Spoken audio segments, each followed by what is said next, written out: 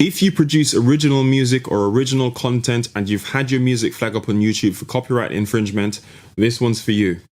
Hey, what's good everyone? This is Marlon from Marlon Media, and in this video I'm going to talk about YouTube's Content ID system. Now, I've had several cases where my music has been flagged up on YouTube for copyright infringement, meaning that somebody else is claiming that the music that I've produced and put it on my channel is not fully owned by me, and that somebody else has the right to use that music, and they are claiming that I should not be using it without their permission. Go figure. Now, what it is, YouTube Content ID is a system that's been set up to help content creators who have original content used by somebody else on YouTube. It's a way for them to actually track this and allow the original creator to get some kind of compensation, if you will, from their content being used by another person.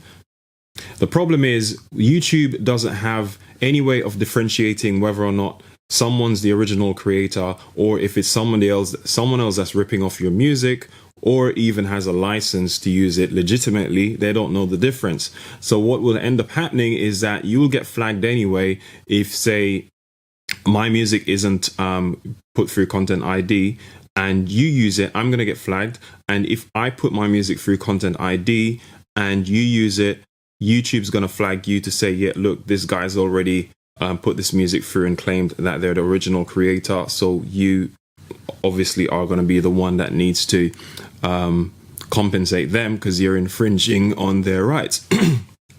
If you have original music and you put it through YouTube's Content ID, they will imprint the music and scour YouTube. So if they flag the music as being used by somebody else, what will happen is that that person will get a notification saying that, hey, this guy already owns this music and the rights to use it, and you're infringing on their right. Now, if you feel like this is incorrect, here's a list of options, and the list of options usually include things like, okay, I have a license to use this, or I have permission to use this, or they have some other options to say that, look, I'm the copyright holder and therefore I have a right to use it.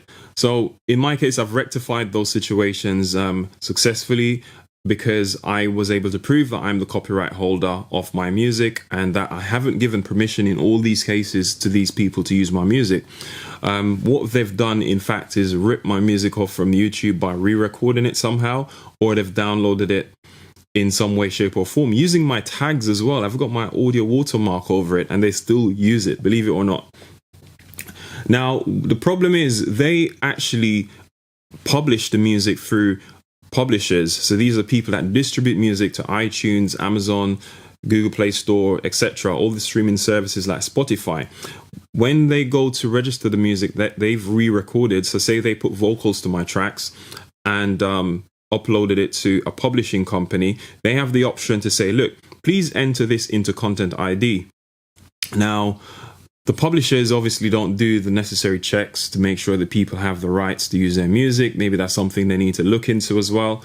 But in the end, we have to kind of like figure out a way around this in the meantime. Now, I license music on my website, so therefore I'm looking at options and ways in which I can make sure that I'm secure and I'm not going to get these copyright infringement notifications coming through, because it can get a bit tedious trying to go through them with having lots and lots of tracks. So I'm actually considering registering my music with Content ID. Now, YouTube doesn't allow just anybody to join Content ID or put content through it. Actually, they're favoring the big creators, such as, well, not big creators, they're favoring big companies like big publishing companies.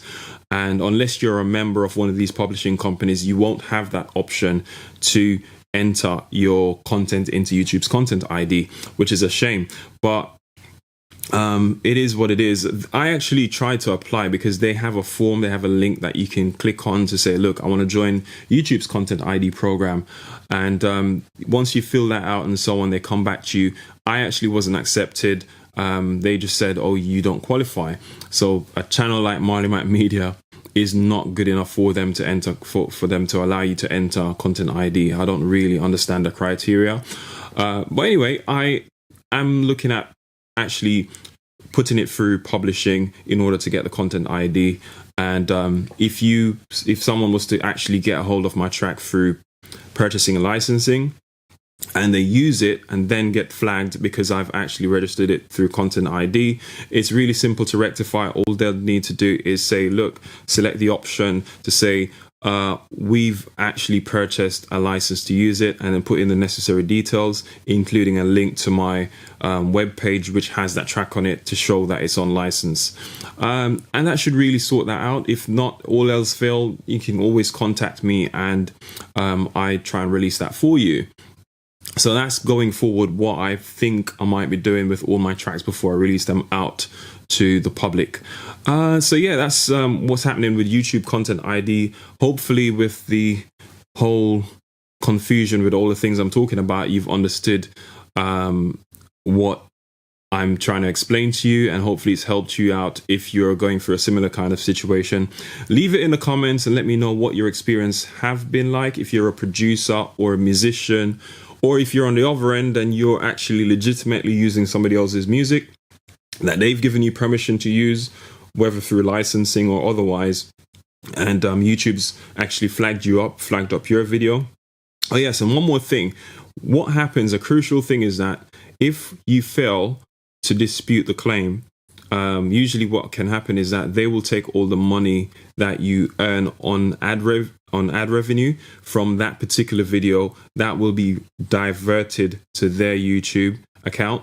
So that's a crucial thing. So it's a very serious thing. If you have a video that's really popular and you've got lots of views and lots of ad revenue coming through, it could be a real loss to your channel if you're a YouTube partner like Marley Mac Media is. So it's something that YouTube need to really fix to kind of protect the original creators and have a way of making it more surgical rather than having, you know, a broad approach to just like flagging everyone else's video, regardless of whether or not you're the original content copyright holder. Anyway, thanks for watching this video. Check out some of my other videos on the channel, and do consider subscribing for the content that I put out here. I try to do my best to help out. Catch you in the next video. Take care. Peace.